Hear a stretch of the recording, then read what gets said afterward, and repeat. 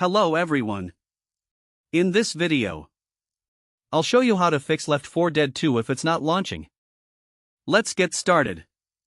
First, open Steam. Go to your library.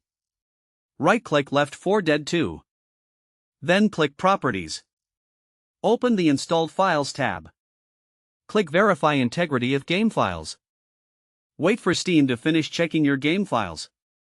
If any files are missing or corrupted, Steam will automatically download them. After that, go back to the General tab. Find Launch Options. Make sure the box is empty. If you need a specific launch command for a particular error, let us know in the comments, and we'll help you with the correct command.